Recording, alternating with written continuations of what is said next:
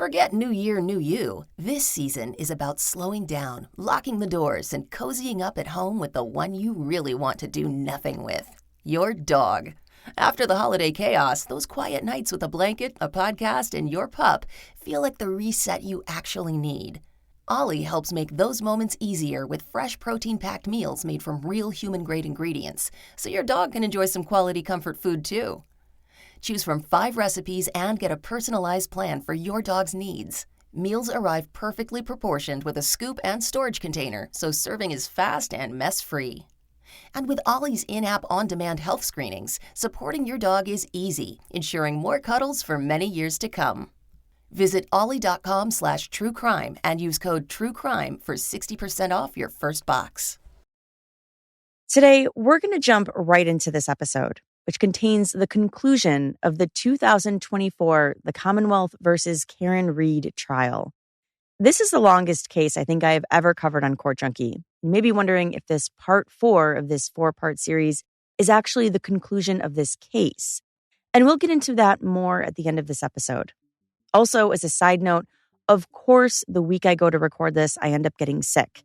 So please bear with my scratchy voice. It was either record as I am or put this off for another week. So hopefully I made the right choice for you guys. Now, let's get into the remaining testimony and see what the jury decided at the end. This is Jillian in partnership with Law and Crime. You are listening to Court Junkie, episode 289, part 4. Sergeant Nicholas Barros with the Dighton Police Department testified for the Commonwealth on day 22. Prosecutor Adam Lally did the questioning. Sergeant Barros told the jury that he worked with the Massachusetts State Police to coordinate the towing of Karen Read's SUV from her parents' house in Dighton. It was the afternoon of January 29, 2022. He responded to the address around 4 p.m. and saw Karen's black SUV in the driveway. I saw that there was some damage to the right rear taillight. To my best ability and recollection, that taillight was not completely damaged. It was cracked and a piece was missing, but not completely damaged. And then beyond the taillight area of that vehicle, what, if anything else, did you observe as far as damage to the rear passenger side area? Like a dent on the rear quarter. And as far as the dent on the rear quarter panel that you saw, was that above the taillight, below the taillight, or something? It's probably right in conjunction with the taillight in that same area. The defense did not cross-examine him. Trooper Michael Proctor was the lead investigator for the Massachusetts State Police. He said after he was briefed on the case, he and Sergeant Yuri Buchanan went to the home of Jennifer and Matthew McCabe. He said they spoke with them along with Brian Elbert. He described the interviews as one-on-one and said he and Sergeant Buchanan rotated out Jennifer, Matthew, and Brian. He said he had never met Brian Elbert before. He said after interviewing them, he and Sergeant Buchanan went to the Good Samaritan Hospital. He noticed when viewing John's body that John was missing a shoe, which he said had the potential of being from a vehicle strike.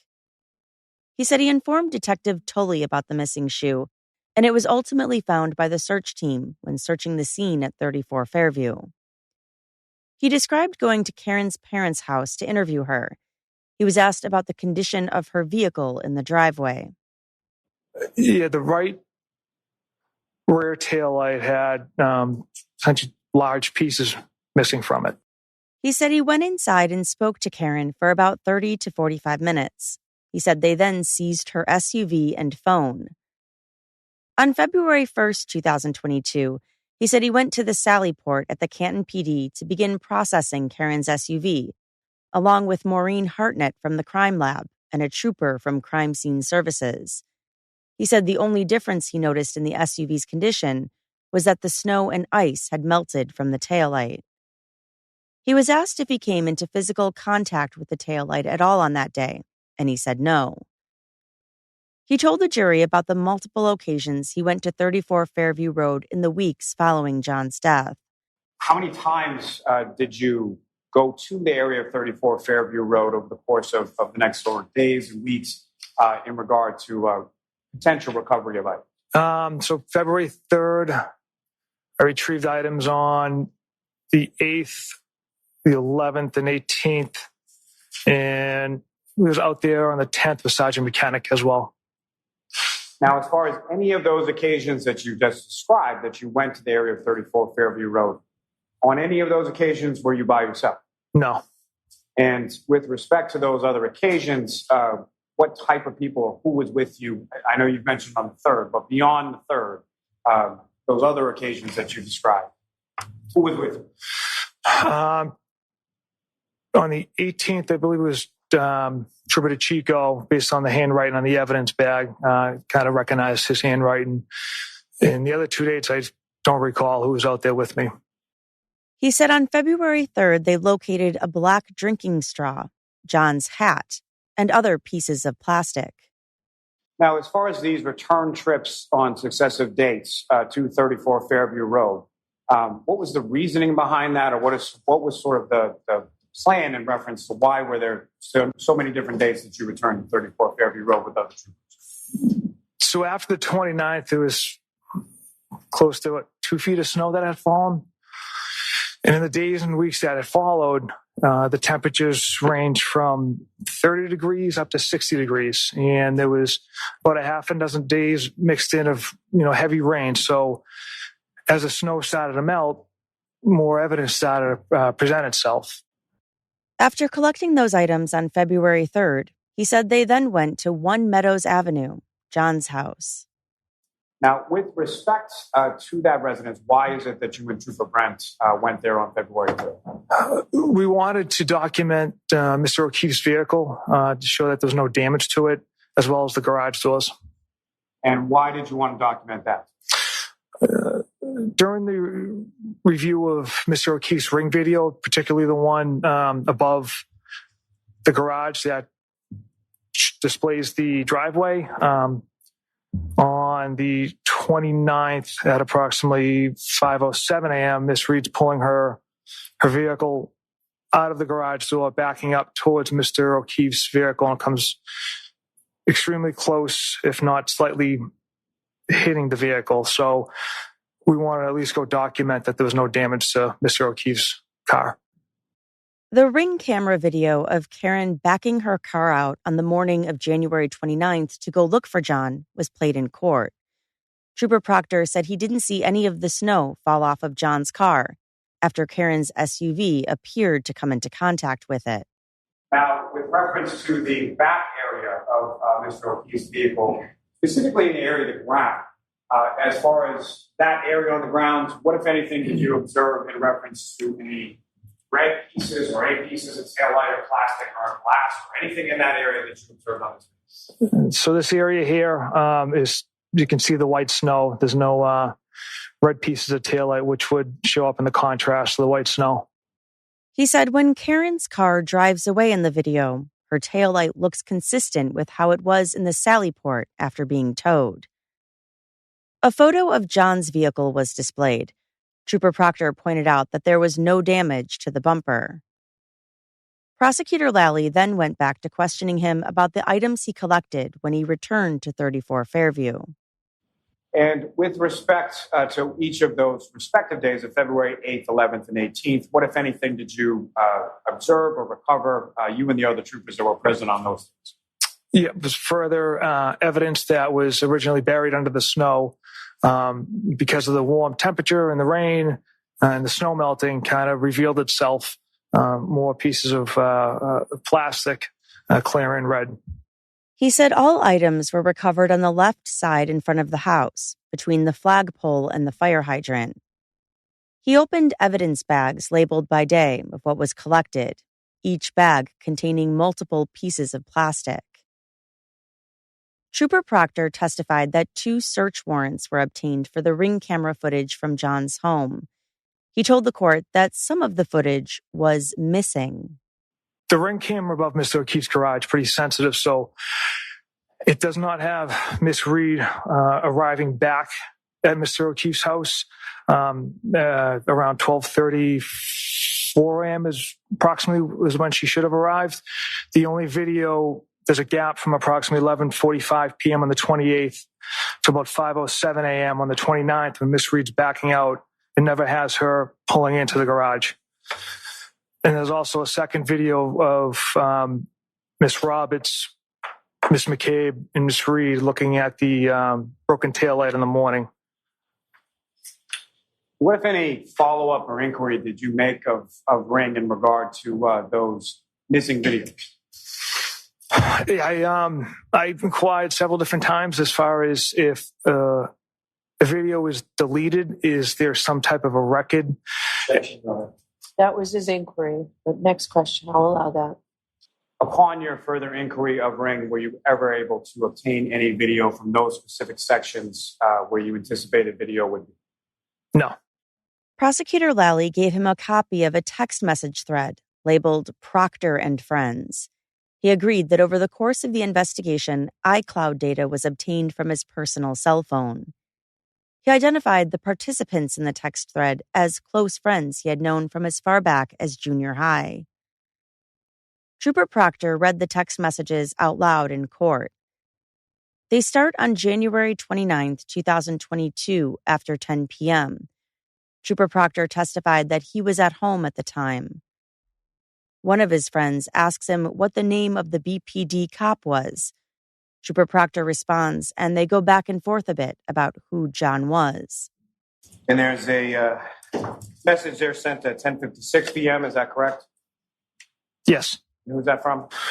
A friend who lives in Tennessee. And what does he say in that text? I'm sure the owner of the house will receive some shit. And you respond at 10:56 as well as 10:57, is that correct? Correct. And what is it that you respond? My first response was nope. Homeowner is a Boston cop too. And what, if anything, were you saying, or what was the purpose of that text in regard to the homeowner? I was just letting him know that essentially Mr. O'Keefe is a Boston cop and the homeowner was a Boston cop as well. The conversation continues with Trooper Proctor telling his friends she waffled him and said John's body was banged up. He tells them she hit him with her car. When the friend from Tennessee says, "Okay, that's fucked up," Proctor responds, "Intentional or not." He tells them they arrived at the house together, got into an argument, she was driving, and left. The texts continue. Do you see a response toward the bottom of the page from yourself, January 29, 2022 at 11:04 p.m.? Yes. And can you read that response for the jury? Yeah, but there'll be some serious charges brought on the girl. And what did you mean by that? That throughout the course of the day, we had compelling evidence that Miss Reed struck Mr. O'Keefe with her vehicle. And you have two responses from friends, the same friends at the bottom of that page, 2537. Is that correct? That's correct. And what are those responses? Keep your voice up loud, please, Trooper Proctor. Jurors can't hear you. Yes, Your Honor. Number ending in 5051. Got to be. I can only imagine what internal affairs of the BPD are trying to get out there. The second response, same number. She hot at least. And turning your attention to the next page, 2538, at the top, if you could just read a series of responses from yourself, correct? Yes, sir. Read from those, sir. Yep, so these came from me. From all accounts, he didn't do anything wrong. She's a whack job. CUNT. Objection. So don't spell it. You have to. So these are your words, Trooper Proctor? Yes, Your Honor. Go ahead and say them. Cunt. Yes, she's a babe. Weird Fall River accent, though. No ass. And, sir, what is it that you were referring to there, or why would you text that? These were, from all accounts, he didn't do anything wrong. Is talking about the homeowner, Mr. Albert. I had mentioned the compelling evidence against Miss Reed at this point indicated that Mr. Albert had nothing to do with Mr. O'Keefe's death. The rest of the unprofessional and regrettable comments are something I'm not proud of, and I shouldn't have wrote in a private or any type of setting. On February 1st, 2022, one of his friends sent a photo to the group of Karen being escorted out of the state police barracks. Number ending in 4146. Question is that chick a smoke? Again, 4146 question mark. I respond EH. I respond again, nutbag, as Chief would say. I also respond with, she's got a leaky balloon knot, leaks poo. And what, if anything, is that in reference to? Again, to misread some medical conditions there. Again, unprofessional comments I should not have made, that I'm not proud of. Trooper Proctor told the court that the text messages had zero impact on the facts, evidence, and integrity of the investigation. Text messages between Trooper Proctor and his sister Courtney were then shown to the court. On January 29, 2022, Trooper Proctor texted her, "Just found a frozen to death on a front lawn in Canton this morning. Actually just interviewed Jen McCabe. Said she knows you." Courtney responded, "Cut the shit." She then went on to say how she knows Jen and who Jen is friends with and related to. They continue. "The Canton thing is a homicide?" Courtney asked. He told her not to say a word to anyone, but at the very least, it's suspicious.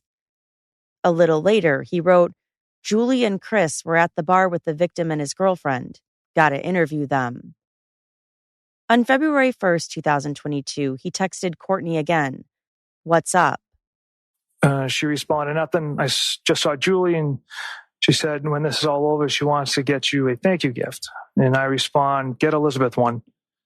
Elizabeth's my wife. And my sister responds, "Because I guess her and Chris were friends with John, and she's so proud of you for leading this." And then she writes, "Elizabeth, question mark?" I respond with, "She's been stuck with the kids for the last 10 nights. My sister responded with, "Yeah, but she knew what life is like married to a cop." And sir, as far as the gift that's mentioned, as far as Julie Albert, is that anything that you have received at any point in time? I never received a gift. I never asked for a gift. My wife never received a gift. She never asked for a gift. How would you describe this context of this conversation, or why that's being discussed at this time?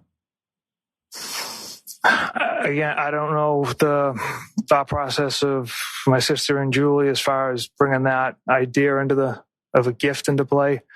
Like I said, I didn't ask for one. I never received one. The same with my wife. Text messages between Trooper Proctor and his wife Elizabeth were then read to the court. This is me speaking on June 9th, 2022 at 4:56 p.m. I text my wife waiting to lock this whack job up. And what are you referring to in that text, sir? I'm referring to the arrest after Ms. Reed was indicted by the grand jury. On April 28th, 2022, he texted with Trooper DeChico about the medical examiner in the case. Trooper DeChico, rookie move, not going into a meeting with the ME and getting that homicide determination. I respond, Yuri and I had 2 conference calls with her, sent her numerous photos, etc. We laid out the entire case for her. Trooper DeChico responds, not good enough, should have had me or Jeff do it. I respond, if you two did it, she would have made it accidental or natural causes. He said it was just a typical joke with Trooper DeChico. In another text with Trooper DeChico, he wrote, of course it's undetermined. She was a whack job. Trooper DeChico responded, Dear God, WTF, what is inconclusive about the whole thing? And as far as your indication there, as far as she was a whack job, who are you referring to there? Miss Reed. Now, as far as the undetermined of what you're talking about, what is sort of the content or the context of this conversation? That would be the manner of death was determined to be undetermined by the medical examiner's office. And so I ask you again, as far as your reference there in the bottom of the first page, as far as she was a whack job, whom do you believe you're referring to there? Again, Reed or the medical examiner? Miss Reed. Yet another text thread read in court was between Trooper Proctor, Trooper DeChico, and another trooper, Trooper Kakowski. If you could read what you wrote on June 9th, 2022, around that time, sir. If you like women who shit themselves. Again, sir, what is it that you're referring to there? Again, a regrettable comment I made about Miss Reed's medical condition. More texts between multiple officers, including Trooper Chris Moore, Trooper Kakowski, Lieutenant John Fanning, Trooper DeChico, and Yuri Buchanek were read. On August 17, 2022, at 9:42 p.m., Trooper DeChico sent a photo of Karen's attorney, David Yannetti, to the group. At 9:44 p.m., Trooper Proctor wrote to the group chat, Funny, I'm going through his retarded client's phone. No nude so far. I hate that man. I truly hate him. Now, with reference to the investigation at this point, when you're talking about his client's phone, who are you referring to? Miss Reed. And with regards to the phone at that point, can you describe for the jury sort of what's going on during this time period of August 17, 2022 in regard to Miss Reed's phone? So after obtaining a search warrant for Miss Reed's phone, we weren't able to extract any data from it until August of 2023. Troopers in my office knew I was going through the phone that evening. I was most interested in location data, text messages, Google searches. That was the update I gave the troopers in the office. It was a distasteful joke. I should have gave a proper update instead of that. I wasn't able to go through the phone as thoroughly as possible because I came across some a text between an attorney and Miss Reed, so I had to stop going through her phone, and I made my supervisor aware of those communications. Alan Jackson did the cross on Trooper Proctor. The first thing he did was ask him about the group chat with his fellow officers and superiors while he was going through Karen's phone. Jackson asked him about his response when Trooper DeChico sent him the photo of Karen's attorney, David Yannetti. I hate that man. I truly hate that man. Actually, your response was, I'm going through his retarded client's phone right now, correct? Yes, after the picture, sir, yes. Who's the retarded client? I was referring to Miss Reed, again, unprofessional language. I'm asking who you were referring to. Miss Reed. You got an explanation. Who was it you were referring to as retarded? Miss Reed. Karen Reed, the woman sitting to my left. Yes, sir. The subject of your investigation as a professional, correct? Yes, sir. As an unbiased, objective investigator, the person that you were investigating, you referred to your bosses as retarded, correct? Again, poor language on my part. Poor language is one way to put it. Completely offensive is another way to put it, right? Objection. I've got to sustain that, Mr. Jackson. After you referred to my client as retarded, then you decided to make a comment about Mr. Yannetti, her lawyer, correct? Correct. And what did you say about Mr. Yannetti again? I hate that man. I truly hate that man. I hate that man. I truly hate him, correct? Correct. You didn't say I dislike him, disagree with him. You said I hate him, correct? Correct, sir. That's a visceral response to someone who's just doing a job, correct? Objection. Sustained. You can ask it differently. Sure. Let me ask it this way. Were you upset or annoyed or pissed off that Karen Reed had gotten representation, legal representation, to represent her? No, not at all. That's her right. Well, let me ask you this. In August of 2022, you said you absolutely hate it, correct? I don't know if I use absolutely. Yeah, I didn't use absolutely, sir. You used truly, correct? Truly, yes. How do you feel about him now? Sitting right there. I still don't care for him, no. Right. I'll let it stand. Jackson asked him about looking through Karen's phone. What did you tell your colleagues that you were looking for as you sat at almost 10 p.m. at night on a Wednesday night, August 17th, 2022, looking through Karen Reed's phone? I didn't tell them I was looking through anything. They knew I was going through Miss Reed's phone. I provided a inappropriate joke as an update. They knew I was going through location data, Text messages, Google searches. But like I had mentioned earlier, I had to stop. Except Trooper Proctor, none of that really professional sounding stuff ended up in your comments to your bosses, did it? Again, it was a poor joke. Jackson pointed out that Sergeant Buchanan, Trooper Proctor's direct chain of command, liked his message. So your supervisors at Massachusetts State Police not only didn't ride you for making comments like this, encouraged it. Objection. Sustained. As for the text thread with his friends from junior high, Trooper Proctor agreed with Jackson that he never believed those texts would become public. In this text exchange at 10:56 p.m., your buddy Bird writes, "I'm sure the owners of the house will receive some shit." Correct? Correct. How did you take that to mean? Did you take that to mean that he could get in trouble? Yeah, I'm not sure exactly what my friend was getting at. Well, you had some idea. Yeah, The owners of the house isn't going to get any shit for this, right? That's how I interpreted it. Yeah, you interpreted it like he's not going to get in any trouble. He's not going to be a suspect, correct? Correct. And he's not going to be implicated in any way. Is that right? Correct. And your answer was one word, correct? Yes. What was that word? Nope. And then you followed that up with an explanation as to why you said no, didn't you? That wasn't the explanation why I said nope. I simply said homeowner is a Boston cop too, meaning Mr. O'Keefe was a Boston cop. The homeowner was a Boston cop as well. The question that preceded your answer, nope, the homeowner's a Boston cop too, was the homeowner's going to get some shit for this, correct? That's not what I meant with that text. That's what you wrote. Not what I meant, sir. He agreed that when he wrote that, he hadn't yet been to the crime scene or inside the home at 34 Fairview, and that he had only questioned a grand total of 3 witnesses at that point.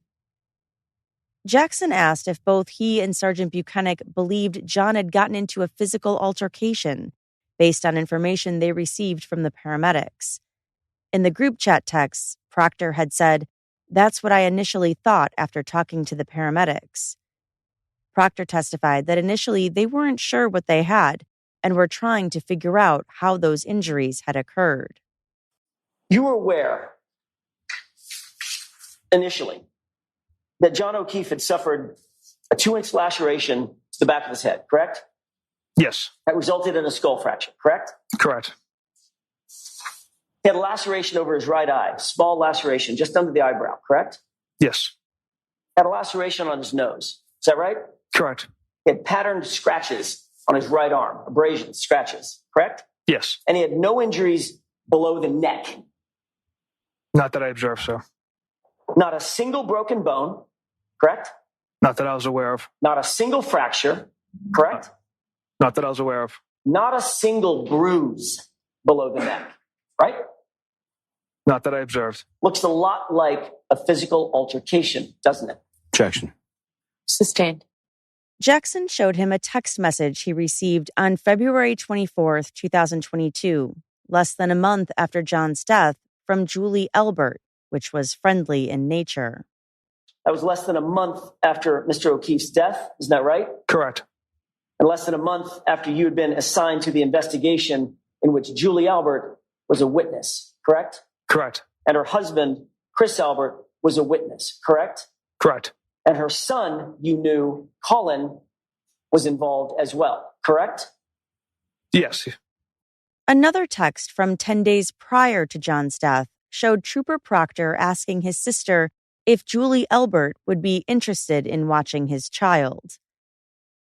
He was asked about when he interviewed Julie and Chris Albert on February 10th, 2022, and if he recalled them ever mentioning that their son Colin was at 34 Fairview on the night of January 28th into 29th. He said they did not.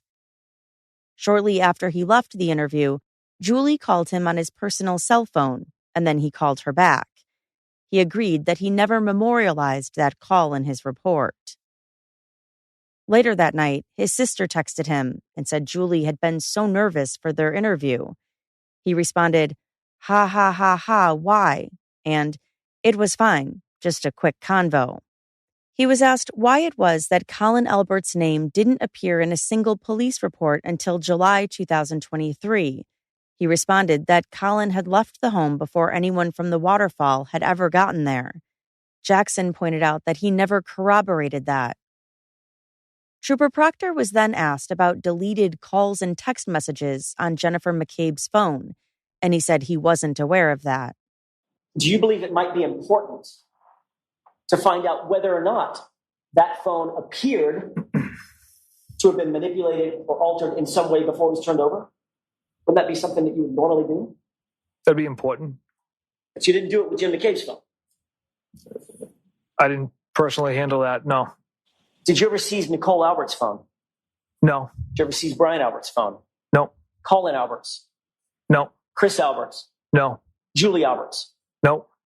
Were you concerned that if you seized any or all of their phones, especially Colin, Julie, and Chris, that there might be some indicators that you knew them on those phones?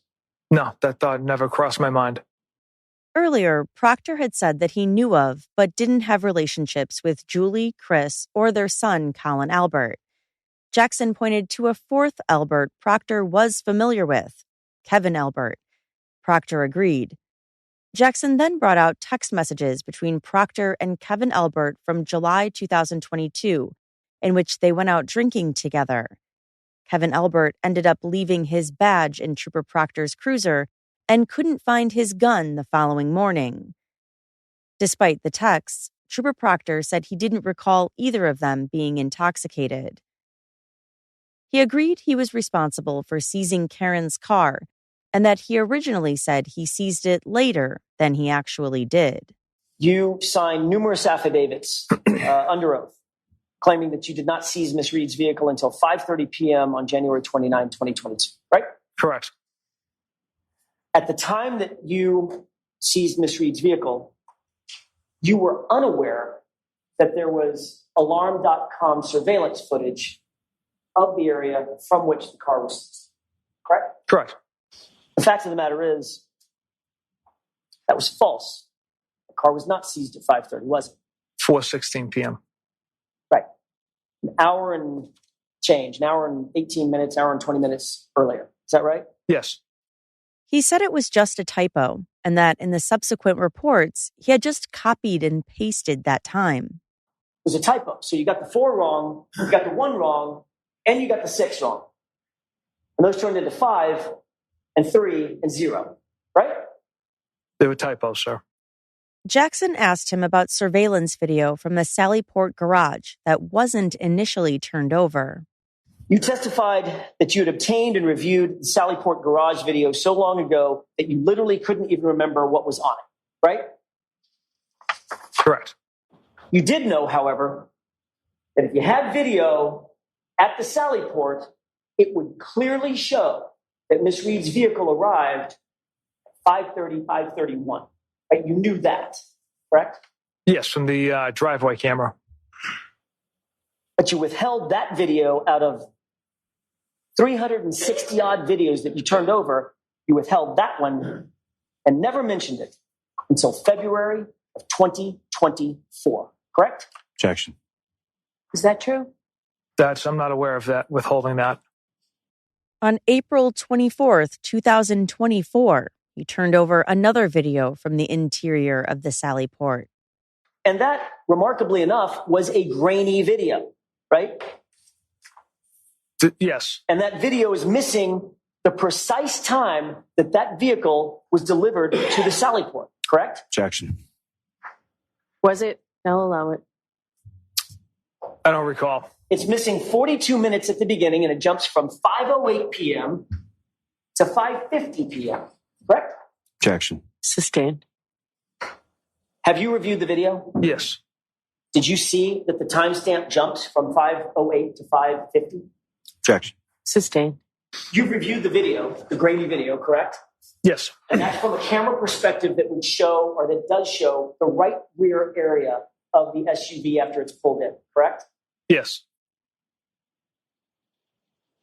Did you note that the time jumps from 5:08 to about 5:50 at the beginning of the video? Yeah, I observed a jump in video. And that was about 42 minutes, correct? Approximately, yes. He was asked about the inverted video that the prosecution played. The second video from the interior of the Sally Port is inverted, correct? Yes, You're now aware of that. I am. Did you recover that video? I did not. Who did?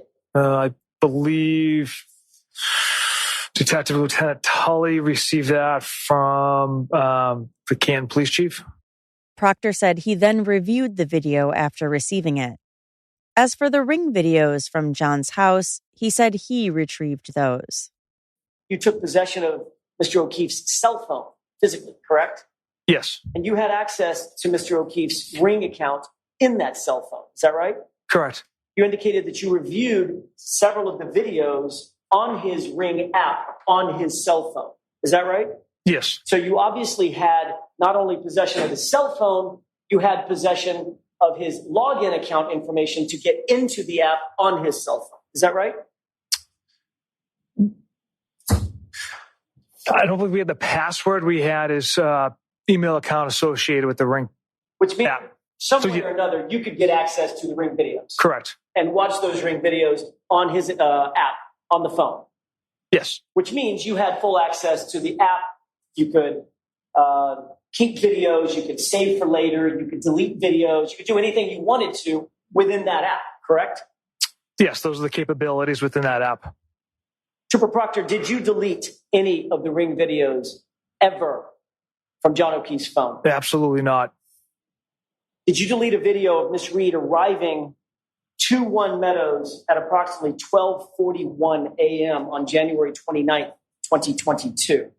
Absolutely not. You will agree, Trooper Proctor, that the video of Miss Reed returning home from 34 Fairview at approximately 12:41 a.m. is not there. Correct. Jackson pointed out that Trooper DeChico also reviewed the videos and took notes on a sticky pad. Trooper Proctor, do you have these notes in mind, specifically the uppermost note? The 0041? Correct. Yes, You reviewed this previously before you wrote your report, correct?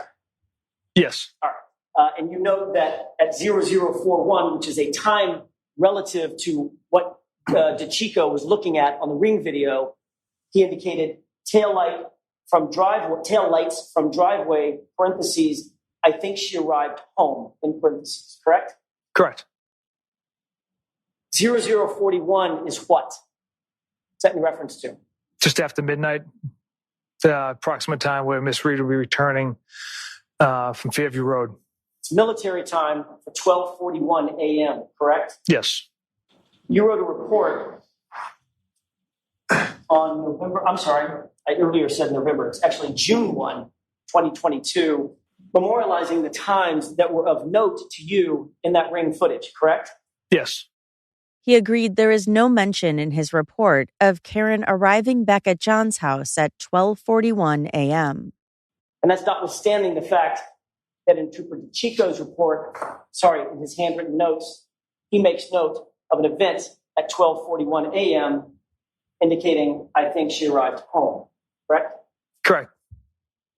So sometime between when Trooper DeChico wrote his notes and when you wrote your report, that video footage vanished, correct? There's also no date on Trooper DeChico's notes. We have many dates from ring video, so I don't know if he's referencing a different date.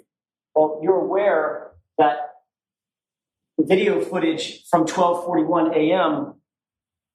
is gone, correct? Yes, it's something I've tried to find through ring for months, as well as the video when Miss Roberts, Miss McCabe, Miss Reed arrived back at John's and they're looking at the broken taillight. That video is gone as well. So at some point, while this footage was in Massachusetts State Police custody and being reviewed by Trooper DeChico, that video existed. Objection. The objection is sustained. Lieutenant Brian Tully testified that Karen's cell phone made 53 calls to John O'Keefe between 12:33 a.m. and 6:03 a.m. on January 29th. He also testified that local surveillance video suggested that Karen made a possible trip to 34 Fairview before going to Jen McCabe's house that morning. He said Karen arrived at Jen's house on Country Lane at approximately 5:35 a.m.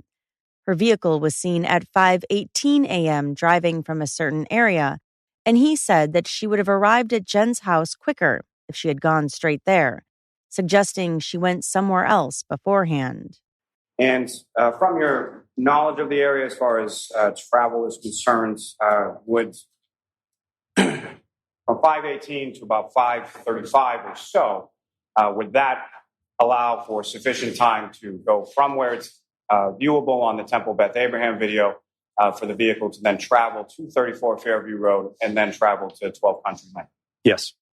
He showed the jury a map of Karen's movements that morning based on cell tower data, which he said also suggested she possibly went to 34 Fairview prior to Jen McCabe's house. On cross, Karen's attorney, Alan Jackson, asked him about why no search was ever conducted inside the home at 34 Fairview, pointing out that no jacket was found on John, even though it was cold outside. He didn't have any coat, gloves, scarf, nothing like that.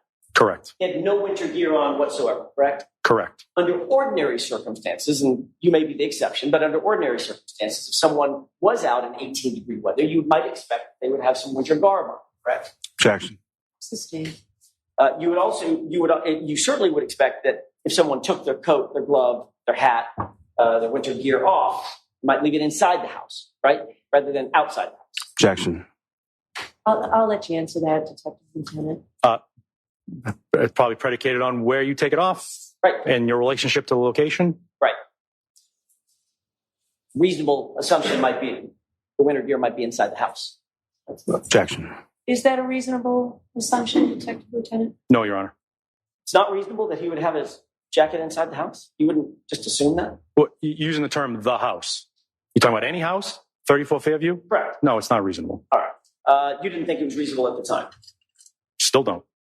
Jackson asked him about the Sallyport videos from the Canton PD, the one with the missing sections and the one that was inverted. He said he didn't notice anything with them and that he quickly reviewed them and then gave them to Sergeant Buchanan. Jackson pointed out that as the evidence envelopes containing the pieces of plastic that were recovered from the front of 34 Fairview in the days after John's death were opened in court, the number of pieces of plastic inside didn't match the reports, that there were 2 extra plastic pieces. You were the one that conducted the search, correct? The search team conducted the search. I was present. You analyzed the search. Yes. You were there photographing the things that were covered in the search. Yes. And ultimately, you were responsible for bagging those items up, correct? Yes. There are 5 items in that bag, or in those 2 bags, right? Just the plastic. Correct. And yet your report very clearly says there were 3 items of plastic evidence recovered at the scene, correct? Yes. So my question, once again, is where did the extra 2 items come from? Pieces of plastic. Well, as memorialized on the bag, it says pieces of clear plastic. So I'll take the hit that my report does not properly memorialize it. But I would argue that the handwritten notes on the bag that are contemporaneous to the collection of the evidence would be more accurate, as is in my memory of 2 clear plastic things being collected. Now, as to the third piece, again, I'm making an assumption, but it appears that that is a small piece that was separated from the other 2 pieces. Nicholas Bradford is a DNA analyst specializing in forensic testing. He testified that a piece of taillight from Karen's SUV contained a DNA mixture from 3 individuals, including 1 male. He said there is a very strong likelihood that one of the DNA profiles matched John O'Keefe. He said troopers Proctor and Buchanan were excluded. Tess Chart is a mitochondrial DNA analyst. She told the jury that the hair found on the back of Karen's SUV matched John's mitochondrial DNA with 95% confidence. Another DNA analyst, Andre Porto, confirmed that DNA found on the taillight of Karen's SUV was likely a match to John. No cross-examinations were conducted on the analysts.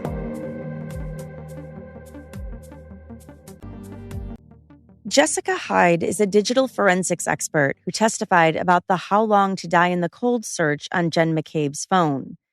She said the 2:27 a.m. timestamp isn't necessarily the time of that search, but rather the time the tab was opened. She said another search was made at that time for a local sports site. She then talked about the search at 6:23 a.m.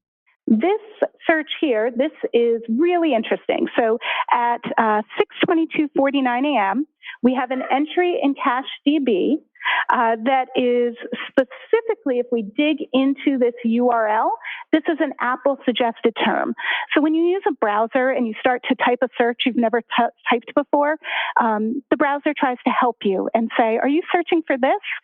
So as the user began to type the phrase in the immediate search after, which is how long TI to die in CKLD, this particular suggestion came up, indicating in all likeliness that the search term being typed had not previously been searched. And so as far as sort of toward the top there, and I know we'll get a little more to this in a moment, but as far as that reading is 2:27:40 in the morning as far as the timestamp associated with the search. Why would that timestamp be associated with it if it's searched later on in the morning? Because that table isn't showing the time of that search. It's showing the state of the database. So it's saying that the last time that tab was touched, moved to the background or foreground, was 2:27 a.m. The website, as you search more websites in the tab, that gets updated. So the current state that this is showing is that the tab was moved to the background or opened or some action for the tab at 2:27 a.m. when the Hawkmock Sports, I got it right, Hawkmock Sports website was visited. And then once the Hawkmock Sports website was visited, that tab was in continual use. There are other searches and activity that happens.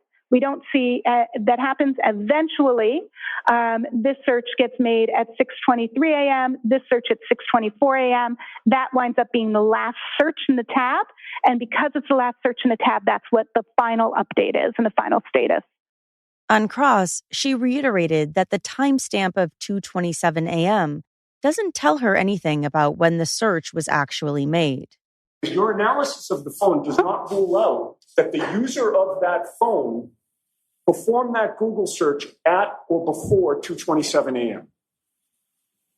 There is no indication of a Google search at or before 2:27 a.m. But again, I'm getting to whether you can rule that out, ma'am. That's really the crux of my question. Can you rule out that the user of that phone conducted that search at or before 2:27 a.m. on January 29th? There is a very unlikely possibility based on the fact that there is no evidence that the search occurred before that time. That's just like saying that the user searched for pandas at 2:27 a.m. Could you rule that out? I can't rule out something that doesn't exist. Ian Whiffen is another digital forensics expert. He works at Celebrite, which is forensic software used to gain access to people's devices. He, too, testified that Jen McCabe's Google search for how long to die in the cold did not necessarily occur at 2:27 a.m. So the 2:27:40 timestamp was correct insofar as that is the time that is shown within the database. It was indeed a deleted record, but the interesting thing was why the timestamp said 2:27:40. And I did some testing on this and discovered the reason why 2:27:40 was actually listed in the database, even though that's not the time, in my opinion, that the search was conducted. What is your opinion as to when the search was conducted? There's plenty of other evidence on that extraction that shows what activity was occurring at 2:27:40 seconds. And there's plenty of evidence later on in the day that shows that particular search was conducted at 6:23, I believe 51 seconds, and then a similar search at 6:24 and 18 seconds, I believe. He said he conducted a test showing that if he created a tab at 12 o'clock, for example, minimized Safari, left it for several hours, days, or even weeks, when he comes back to it and opens up Safari again from a background state, the timestamp wouldn't be updated. It would still show that original 12 o'clock time. On cross, David Yannetti asked if in his tests he used the same version iOS as Jen McCabe had. He agreed he did not. And you would agree that the way that an artifact is stored would depend on the iOS version that you use, correct? Correct. And your simulation did not use the iOS version that Ms. McCabe was running on her iPhone, correct? Correct. I used the closest version I could find. Trooper Joseph Paul with the Massachusetts State Police testified as an expert for the Commonwealth in vehicular accident reconstruction. He displayed a diagram for the jury of the location of John's body, as well as the items that were subsequently found at the scene. One of John's shoes was found approximately 9 feet away southeast from where John's body was found. The glass pieces were found about a foot away next to him. Some of the red plastic pieces were 7 feet away to the east. Some of the clear plastic pieces were 10 feet away southeast. More red plastic pieces were 12 feet southeast. He said he inspected Karen's SUV and performed multiple tests on it, including reverse acceleration and reverse and forward braking tests. Based on crash reconstruction data, he told the jury that when Karen struck John with her vehicle, she was reversing her SUV at approximately 24.2 miles per hour over a distance of 62.5 feet. As far as the injuries that you were informed by the medical examiner that Mr. O'Keefe had sustained, Yes. what, if any, relationship did those injuries have in relation to a pedestrian collision? They are consistent with a pedestrian collision. And how so? Due to, we can break down each injury, due to the arm, with the lacerations of the arm from the tail lights, the dent where the scratches for his hand could be. Those are something that would be consistent with this in this particular case with striking the Lexus. Now, specifically with reference to this case, what, if any, analysis did you conduct with regard to kinematics? Yes, I did a kinematics analysis in my report. Kinematics deals with the aspect of motion. And I'm sorry, if you could expand upon that just a little bit and explain to the jury sort of what a kinematics analysis is. So kinematics analysis is, like I said, it deals with the aspects of motion. Pedestrian crashes get labeled in certain types of how they interact. So in this particular case, I kind of labeled it as it's a forward projection crash with a side swipe. And what I mean by forward projection means that when a pedestrian gets struck by a vehicle, well, basically their principal impact forces are above the pedestrian center of gravity, as in this case where you get the higher back of the vehicle. When you get struck by something like that, it projects you forward in the direction of the vehicle. And in this situation where he gets more struck through the side of the vehicle on the taillight area, that it projected him to forward and then to the left due to this more of a side swipe manner. Now, with respect to you mentioned the height of the vehicle, as far as the shape of the back of the vehicle, what, if any, relationship does that have in regard to you sort of labeling this as a forward projection / side swipe collision? Yeah, due to it being pretty flat, it's not the front of the vehicle where you have the hood and the pedestrian staying above the hood. It's the back of the vehicle. It's pretty flat and it's pretty higher up. He explained how John would have been hit by the vehicle. Now, with respect, you also made aware through your review of the medical examiner's report that there was injury to the back of Mr. O'Keefe's head. Yes. And based on your training experience and particularly pedestrian collisions, what, if any, significance did that have in relation to your opinion as to how Mr. O'Keefe interacted with the defendant? So when you look at the damage, he would have interacted with that left side of the vehicle. And when he got struck by the vehicle on the left side, it would have caused his vehicle to rotate kind of counterclockwise. And then when that rotation, he could turn it into his back, and his back could have struck the ground. I noted at the scene that there was asphalt curbing, which could have somewhere he could have struck his head in there, or somewhere along any of the pavement would have caused damage. Most forward projection crashes have damage on both sides of the body. Why is that? Due to them get projected forward, so they get hit from behind, they would have damage to the back, and then when they got projected forward, they get damage to the front. So, I mean, in this case, he got projected and got spun counterclockwise due to where he got impacted the vehicle. He said Karen's vehicle was equipped with 360 view cameras. As the vehicle travels, what, if anything, in addition, is depicted on that particular portion of the screen as far as the 360 overhead? It shows a sensor, and also when that sensor shows up in the area where the object that it is closer to. And the sensor that you're talking about, how is that depicted on the screen? It's a little red like blip or a little bar that would show up on the camera itself. And is that something that appears as you approach an object from either in front or behind or something else?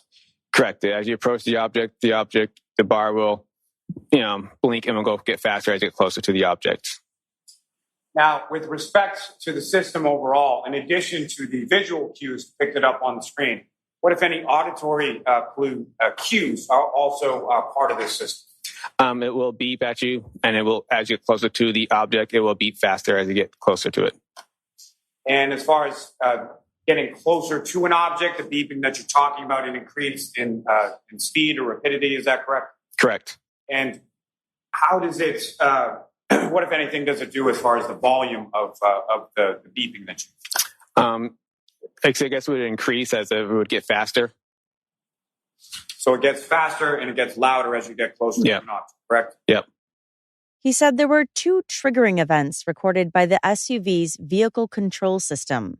The first triggering event was where the vehicle slowed down and made a 3-point turn or a U-turn.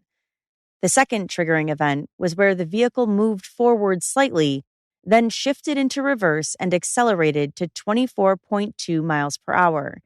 He said the accelerator pedal was pressed to 74.5%.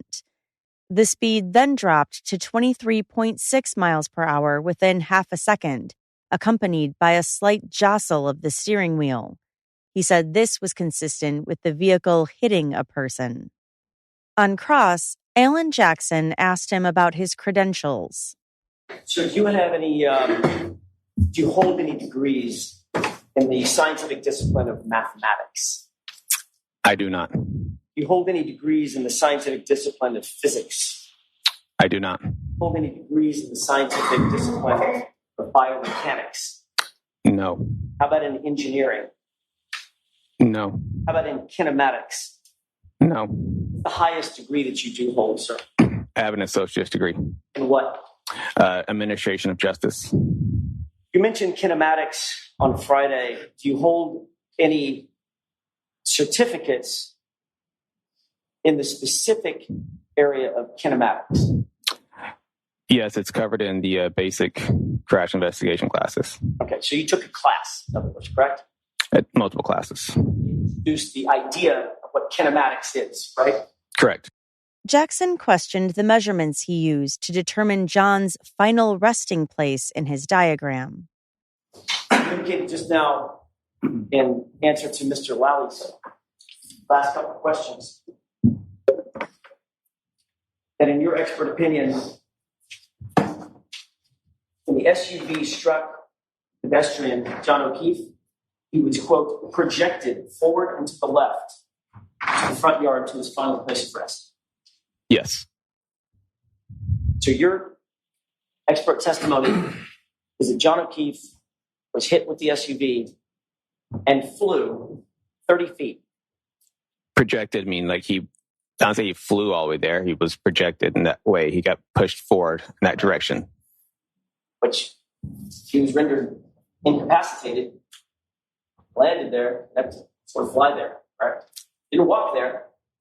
I mean, would you definitely flying like literally off the ground the whole entire time, or? Well, you tell me. You're the expert. I mean, when we say projected, we mean he gets projected, and they usually have a landing phase, and they land, and then they either roll or tumble to final rest. Okay. How far do you think he landed? How far was it until he landed of that 30 feet? I don't know. There's no indication of where his exact landing spot was. Right. Was there any evidence whatsoever that he landed and rolled? And there was no evidence that he landed or rolled. Or no, rolled.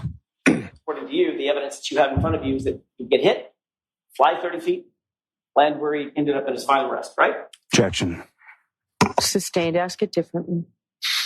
Based on your expert opinion, you believe that he was projected through the air to his final rest place.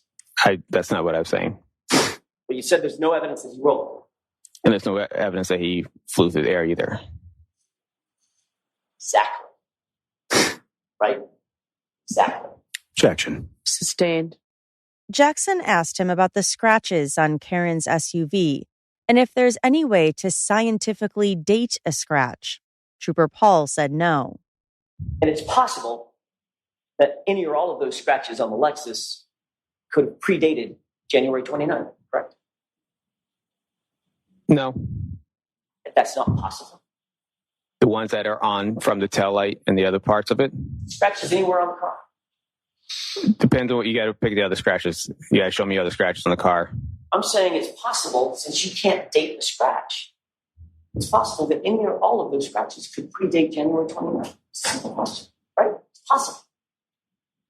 You're being pretty broad on your scratches here. I'm not being broad. Let me ask it a different way. Let me ask it again. Is it possible that any or all of the scratches noted on that car predate January 29th? Any and all of the scratches? See, that's what I'm saying. You're being pretty broad. Any and all scratches on the car. Answer that question. That it predate. Objection. I don't know every single scratch on that car. I could mean. Overruled. So, can you answer that question? No. Testify that you noted glass on the rear bumper of the SUV, correct? Yes. And you said something about that glass coming from the cup. Correct. You also said that you did not see anything on that SUV that could be the source of those glass pieces on the bumper, right? Yes. When you did your reconstruction and your analysis, were you informed that none of the glass pieces, not one of them, would be matched to the cup? I don't know anything about that. I don't know that.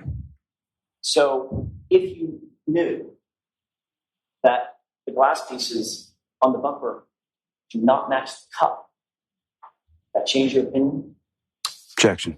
about that glass? Can you answer that question? I cannot. You can't answer the question. It's what was told to me as evidence. Got it. By whom? By the crime scene. Who told you? As crime scene, I was there. It says this glass from the cup. When I did my initial inspection, that's what it was on from. That's not what you just said. You said that's what was told to me. Yeah, by crime. Yeah, I said by crime scene. While I was at my inspection. Wait, what? It was told to me by the crime scene when I was at my inspection, at the initial inspection. So what you meant by that's what was told to me is the crime scene talked to you? Yes. Crime scene say anything else? I don't know what else you want me to say. He agreed that his diagram was based on John's final resting place being 7 feet from the roadway. He said Lieutenant Gallagher pointed to where the body was found, and Trooper Paul went from there. Did Lieutenant Gallagher tell you that Lieutenant Gallagher never saw John O'Keefe in place at the scene? Did he say that? No. Did Lieutenant Gallagher tell you that the first officer on the scene estimated his body at being approximately 15 to 20 feet from the roadway? No. He was asked if the measurements of where John's body was were incorrect, then if every single measurement on his diagram would also be off. Objection. Is that true? I mean, I guess hypothetically, depends on how off you want to be. And the answer is yes, right? Hypothetically. Jackson then asked him about the triggering events.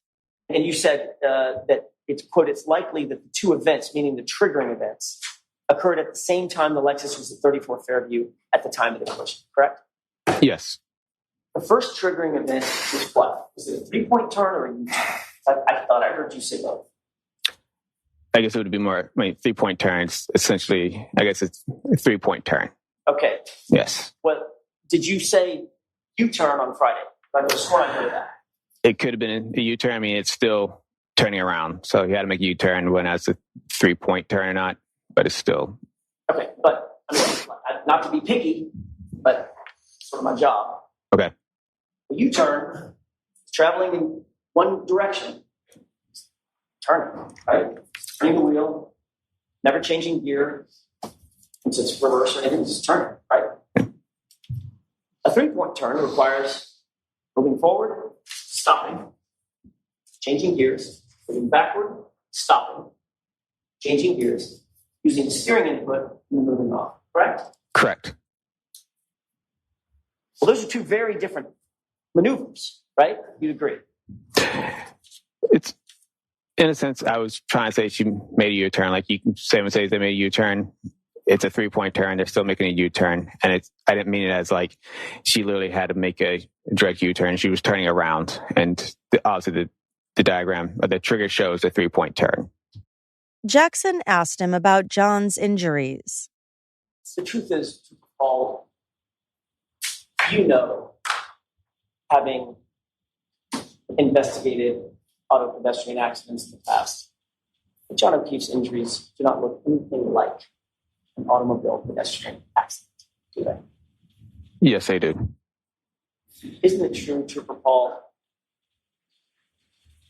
You came to these opinions and conclusions because Trooper Proctor told you to come to these opinions and conclusions in furtherance of his investigation. That is not true. That's why you have these opinions and conclusions that just don't make sense, correct? That is not true. And you're just trying to fit a square peg into a round hole. Action. Sustained. Trooper Nicholas Guarino testified about cell phone communication between John and Karen leading up to John's death.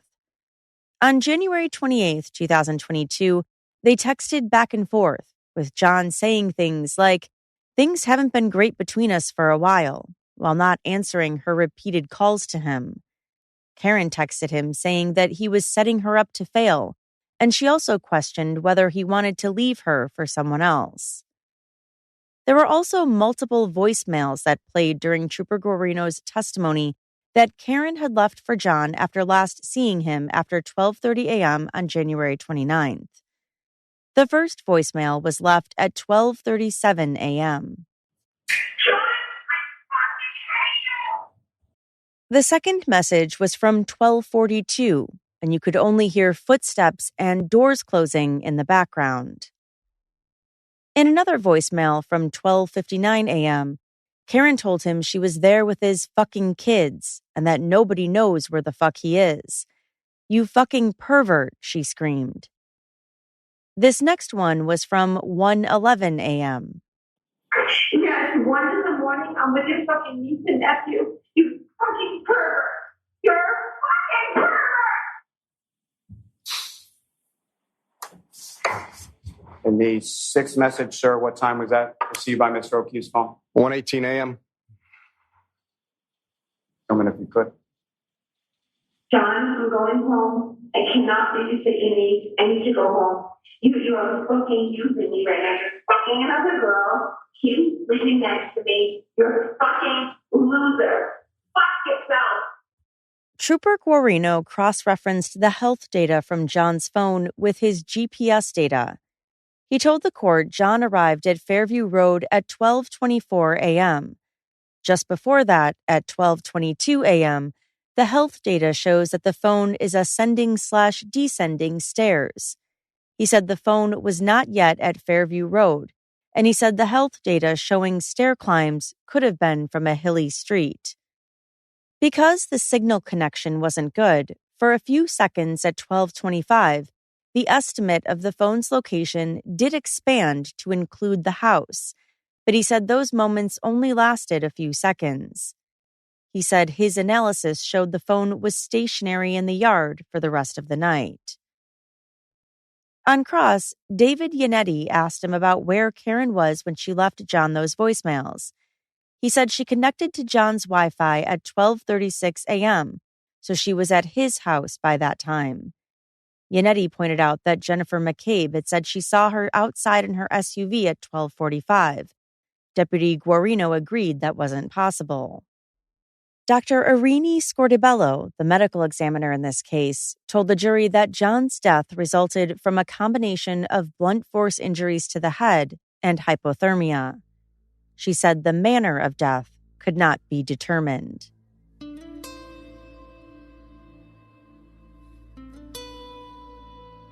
Brian Loughran was one of the first witnesses for the defense. He grew up in Canton, Massachusetts, and has lived there for 35 years. He said he's familiar with most of the Albert family and is friendly with them. In January 2022, he was a regular snowplower for Canton. He said on January 29th, they had been given a start time of 2:30 a.m. There was an expected blizzard coming. He testified that he took an older truck they had called the Franken truck out. He said it has extra lighting on it and illuminates very well, almost like driving with a spotlight, he said. And when you made that first pass by that residence at 2:45 in the morning, sir, with your headlights on, what, if anything, did you see on the front lawn in the area of the flagpole? I saw nothing. He said he went up and down Fairview and didn't see anything. The second time he went by was around 3:15 to 3:30 a.m. This time, he did see something. What, if anything, unusual did you see at that point? At that point, I saw a Ford Edge on the side of the road. Where was it parked on the side of the road? In front of the Albert's house. Where in front of the Albert's house? By the flagpole. He said he had to go around the Ford Edge so he wouldn't hit it. On cross, prosecutor Adam Lally asked him about what he told police. Now, in fact, when you first spoke to this individual named Paul, you didn't tell him it was a Ford Edge, correct? No, told him it was a Ford Edge. You didn't tell him first that it was a small SUV? No, told him it was a Ford Edge. Do you remember at any time Paul taking you out in the parking lot and showing you different vehicles and asking you if those vehicles matched what vehicle you saw? No. He wanted to make sure that what I was telling him was accurate. So he showed me what was a Ford Edge, but I had already told him it was a Ford Edge. Prosecutor Lally said Brian told police that the truck he saw was exactly where the body was found. He asked him how he knew that. My question for you, sir, is how do you know where Mr. O'Keefe's body was found? At any point in time, did you see Mr. O'Keefe's body on the front lawn? No. So how do you know where Mr. O'Keefe's body was found? Through police reports, police interviews, stuff that was posted on the media. Dr. Marie Russell is a forensic pathologist who testified for the defense. She told the court that she reviewed John's autopsy reports and photographs of his injuries. She was asked about the injuries to his right arm. Based on your review of all of the data that you've talked about, all of the information that you were given and reviewed, what is your opinion or conclusion about how these injuries were sustained? I believe that these injuries were sustained by an animal, possibly a large dog, because of the pattern of the injuries. She went on to describe the patterns she saw on his arm, parallel lines that could either be teeth or claw marks. On cross, Prosecutor Lally asked Dr. Russell if bite mark science was unreliable. There are certain aspects of bite marks that have been deemed not reliable.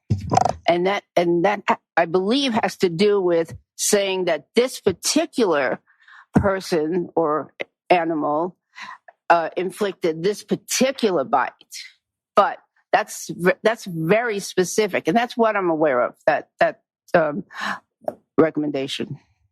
She agreed that she did not identify any other bite marks on John's body aside from his arm. Richard Green owns and operates a company called United States Forensics, which is a digital investigation firm that works on cases throughout the country. Karen's attorney, David Yannetti, asked him about Apple Health data.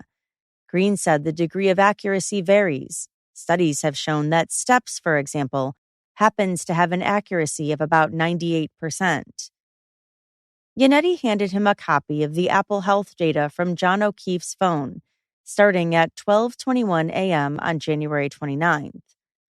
According to that, between 12:21 and 10 seconds and 12:24 and 2 seconds, John's phone traveled 87.74 meters, and the steps taken was recorded as 80 steps. Between 12:22:14 and 12:24:37, John's phone recorded an elevation change. It doesn't indicate up or down, but an elevation change of 3 flights of stairs. And with regard to all of this data, the 80 steps and the 3 flights of stairs that you mentioned, is it possible to pinpoint where within the time frame that's given those steps or flights of stairs were ascended or descended? No, the most granular we can get is the time period, and it doesn't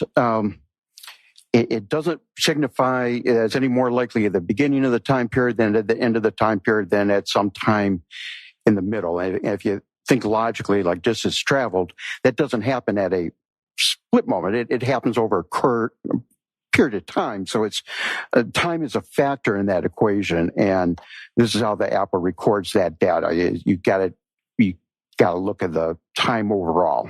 Okay, so you don't know if it's the steps are bunched up toward the beginning or toward the end or more evenly spread out? No, I would not be able to tell you that. Yannetti handed him another document with the Apple Health data from John's phone. Okay, so this is another entry from John O'Keefe's cell phone data, and this records 25.46 meters occurring between 12:31:56 and 12:32:16. Okay, and directing your attention to page 5, record number 3, you could tell the jury what that shows, and if we can have that displayed as well, Mr. Vince. Certainly. So this is directly related to the distance, and this is recording 36 steps, and it's the same time period, 12:31:56 to 12:32:16. He was asked about Jen McCabe's phone and the analysis he did there. He testified that the Google search for how long to die in the cold was done at 2:27 a.m. Yannetti gave him the Celebrite report from Jen McCabe's cell phone records. So, Mr. Green, I'm not sure if that question was clear or if you understood it. If it's not, please let me know. But I had asked you from the first recorded call there that was listed as deleted until 8:50 a.m. or so, what percentage of calls were deleted on Jen McCabe's phone within that time period? Yeah, so we found no live data, so 100% of them would have been deleted. Now, are you aware of the term spontaneous deletion? No, sir. I know what the individual words mean, but in relation to digital forensics, I'm not familiar with that term. And do you have an opinion as to how those calls would have been deleted from that phone? Those would have been user deleted. On cross, Prosecutor Lally asked Green about their witnesses, Jessica Hyde and Ian Whiffen. Green said he reviewed their materials and understands that they disagree with him. Prosecutor Lally asked him more about the accuracy of the Apple Health Steps feature. I did, quite some time ago, do some testing with an actual iPhone 11, the same make and model, and took a drive and tried to see if it would register steps. It did not. I sat in a chair and tried to duplicate how I thought I would walk to see if it recorded steps. It did not. I took the phone from the floor to the ceiling to see if it would record a flight of stairs. It did not. The only, with that iPhone 11, same make and model that I got, it was very consistent with me actually doing walking steps, and that was whether I had it in my shirt pocket, my pants pocket, or clipped onto my belt. That's your testimony? That is my testimony, yes, sir. Prosecutor Lally asked him about the elevation change recorded in John's phone. Now, to be clear, sir, you had indicated earlier in your testimony that the elevation change from 12:21 to 12:24, you could not pinpoint where in that time period or specifically where in that time period the elevation change occurred, correct? That's correct. It's a time range. Yes, sir. So what I'm asking is, had you looked at that in the GPS native location data, would you have been able to more accurately or specifically pinpoint when that occurred? Okay. So the location, are you looking for a yes or no? I'm sorry. Yes or no? I'm trying. There was, yes, there was location data within that time period. Okay. And are you aware that Mr. O'Keefe's phone from the GPS native location data was actually a half mile away from 34 Fairview Road at the time that it made those recordings in the GPS Apple Health data? Right. Yes, I understand he was using Waze, and it had made that recording. I understand that. That's why the finding that 3 minute and 1 second offset brings into serious doubt if that time was accurate. And when you apply that to the location offset, then the Apple Health data and the GPS all aligns. Now, I have not decoded Waze and found out what functions they were calling and all that. And I don't mean to indicate that I have. I mean that the latest version of Axiom is bringing that up as an artifact and a timestamp related to Waze. And in the case of here, where minutes are important, I thought it proper that I bring this to the attention of the case as a possible explanation. As a possible explanation? As a possible explanation, sir, yes. Dr. Frank Sheridan is a physician who specializes in forensic pathology. He was also the former chief medical examiner for San Bernardino County, California. Dr. Sheridan examined John O'Keefe's autopsy report, photos of him prior to the autopsy, photos of the scene, of Karen's vehicle, and police reports. Karen's attorney, Elizabeth Little, put up the photo of the injuries to John's arm. He identified them as wounds John received prior to death. Based on your extensive training and experience, what is your opinion regarding whether those injuries are consistent with being struck, with an individual being struck by a vehicle? If you mean struck in that part of the body, on the arm, yes, directly, I would say no, it doesn't look like that at all. Mm-hmm. And can you explain that? Well, if you're hit by a vehicle, or whichever part of your body is hit, if it's a significant impact at all, you're going to get bruising, and we don't have any bruising here. We just have what I would call linear abrasions without any bruising. So that does not look to me at all remotely like an impact from a motor vehicle. He said he has had about 3 or 4 cases where children were killed by dogs, and also cases where a dog was involved but wasn't the cause of death. In your professional opinion, are those injuries consistent with an animal attack? Are they consistent with what? An animal attack. I would say they are, yes. I'm not 100% sure about this, but my initial reaction when I saw this photograph was that it was probably an animal, or most likely I would say a dog. Scrape marks with the paws, and possibly also a bite mark or from the teeth as well. Possibly. I'm not 100% sure. I didn't get a chance to analyze it right there on the spot, so to speak. But my basic impression is that these are consistent with marks caused by, say, a dog using his paws or claws, if you want to put it that way, and possibly the teeth as well. Dr. Sheridan also testified about John's head injuries, which included an impact to the back of the head slightly to the right. He said once this injury occurred, John would have been unconscious. Is that injury consistent with striking dirt or grass? Like, for example, falling onto grass? Yes. No, I don't think so. If there's a fall involved here, and there could be, it would be onto a hard surface. But the grass, and as I understand from all the material I reviewed, there was also some snow, and so that might even cushion the impact even a little bit more. But even without the snow, grass is basically too soft for somebody falling and hitting their head on it to get the injuries I've just described. She asked if, in his opinion, John's injuries could be due to a fight, and he said yes. The head injury, the major head injury I've described, but he also had a laceration over his right eyelid. He had some scrape marks on his face.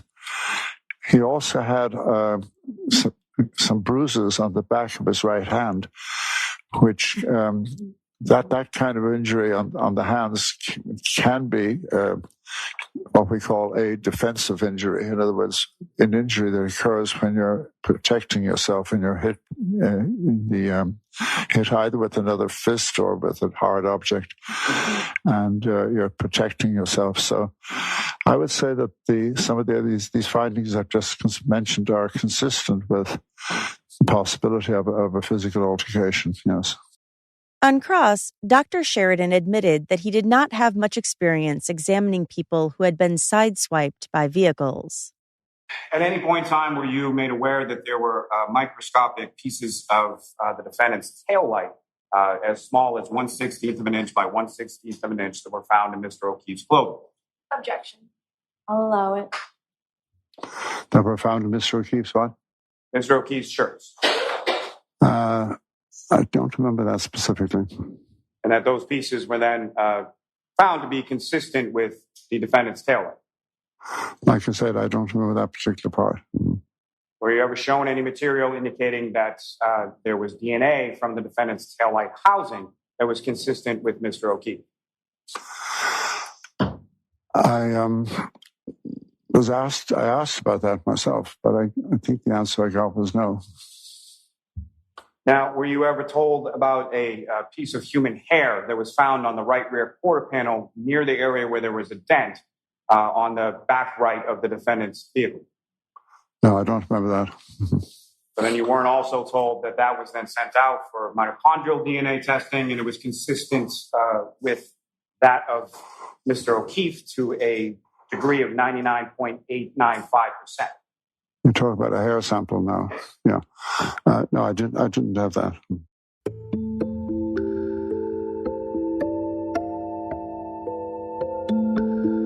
Doctor, could you state your full name and spell your last name for us, please? Daniel Michael Wolfe, last name spelled W-O-L-F-E. Dr. Wolfe, what do you do for a living? I am the director of accident reconstruction at a company known as ARCA. Dr. Daniel Wolfe told the jury about some projects the company where he works, ARCA, has worked on. And what is ARCA exactly? So ARCA is a forensic engineering consulting firm. We have a variety of disciplines that include human factors, biomechanics, crashworthiness, accident reconstruction, just to name a few. Based on your title, it sounds like you're the director of the entire accident reconstruction format for ARCA, correct? That is correct. What sort of contracts does ARCA routinely engage in? So we do a lot of work in civil litigation. So we work with insurance carriers, law firms, but we also consult with and do projects with the federal government as well as the National Hockey League on player safety. So we're involved in a number of research projects as well. He said ARCA has done work with the United States military also. He agreed that ARCA is recognized nationally and internationally as a leader in accident reconstruction issues. You were not hired by the defense in this case, correct? That is correct. At the time you did your expert review, Dr. Wolfe, and your consultation, you and I had never met. That's correct. You did not know who I was. I did not. You'd never met Ms. Little. No. Mr. Unetti. No. Matter of fact, you'd never heard of this case. That's correct. You were hired by another agency not connected in any way to the defense. Is that right? Correct. And not connected in any way to the Commonwealth. Is that right? Correct. Goes without saying, but I'm going to ask it anyway. You haven't been paid by the defense? You have not paid us anything, no. And you don't work for us? That's correct. As a matter of fact, I've never asked you specific questions about your testing before today. That is correct. He said it's his understanding that his work product was provided to both the prosecution and the defense, and that he was available to both sides. He agreed that Alan Jackson reached out to him about testifying after receiving his report. Were you and your team asked to undertake a review for purposes of accident reconstruction of the case that's now pending before the court? Yes, sir. Was your team asked to do this by the agency that ultimately retained you, not us? That's correct. He said his role was to focus on the damage to the SUV. He testified that he was provided with the homicide death report, crime scene report, dispatch report, videos and photos of the incident location, photos of the Lexus SUV, photos of recovered evidence, the crash data retrieval report from the SUV, the autopsy report, and autopsy photographs. He said they were able to engage in the consultation they were hired to do and come up with some opinions and conclusions to a scientific certainty. He said they were provided with the information and were told to not do any research outside of that, to just go based on that evidence. He was asked if he had ever heard of the Karen Reed case before, and he said no. One of the things he set out to determine was if the cocktail glass found at the scene could have produced the damage to the SUV's rear taillight. Myself and one of our lab technicians at ARCA, we designed and developed a pressurized air cannon. So it was capable of firing a projectile such as a drinking glass at the taillight. So it essentially, you can think of it kind of as a giant cannon, but it had a barrel, and then there was a valve that would open rapidly, and directly behind that was a pressurized vessel. And depending on the pressure, the PSI of that vessel, would determine essentially the speed at which that glass would be projected into the taillight. So you literally built a cannon? Yeah, it's pretty awesome. Pretty cool job. Tell me what the results of your testing was with this pneumatic cannon that would fire the drinking glass. Certainly. So we performed two different tests in terms of speeds. The target speeds were 30 and 40 miles per hour. Why was that? Well, so with consultation with Dr. Rentschler, he indicated that is a reasonable speed at which an adult male or an individual, for that matter, could throw a drinking glass at the taillight. Had anybody indicated that there was any evidence whatsoever that John O'Keefe had thrown a drinking glass at the taillight?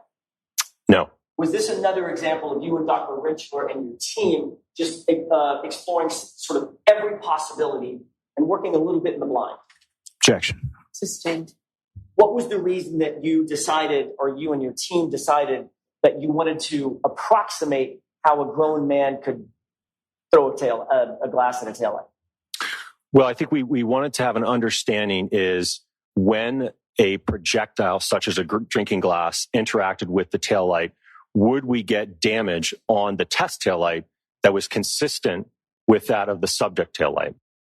He said they didn't exactly get their target speeds, but one of their tests made it up to 37 miles per hour.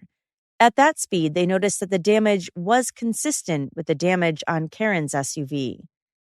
He was asked if he did any testing to determine if that damage to the taillight could have been the result of a person simply holding a cocktail glass and being hit by the car driving in reverse. We didn't do any testing of that, and primarily because, again, if we're looking at the arm and its total length, right? We only have a narrow damage pattern, which on the taillight, if you think about where where it meets the lift gate into where it starts to wrap around to the side of the vehicle, that's only about 6.5 inches in width. All right. When you fired the glass into the taillight was static. In other words, it was not going to move. It was immovable at that point, correct? Correct. All right. So the glass is hurling through the air at 37 miles an hour and hits the static object that's resisting. And that smash is what produced ultimately the taillight damage that you were able to replicate. Is that right? Yes. He said he also did what's called a drop test. Again, through discussion with Dr. Rentschler, it was my understanding that Mr. O'Keefe had a skull fracture on the back of his head. So we wanted to do an evaluation of the interaction between the back of a head. In this case, we used talking about that instrumented dummy again, we used the instrumented hybrid head form to perform a drop test to evaluate the forces of an interaction between a taillight from the Lexus and the human head. He was asked what his conclusion was. He said in their test, they chose to reverse going 15 miles per hour. He said that interaction produced significantly more damage than that of the subject vehicle. He said if you increase the speed to 24 miles per hour, which was what Karen's SUV had recorded, then there would have been significantly more kinetic energy, leading to about 2.5 times more damage to the taillight. So what is your opinion or conclusion as to whether or not the damage to the taillight was caused by striking John O'Keefe's head?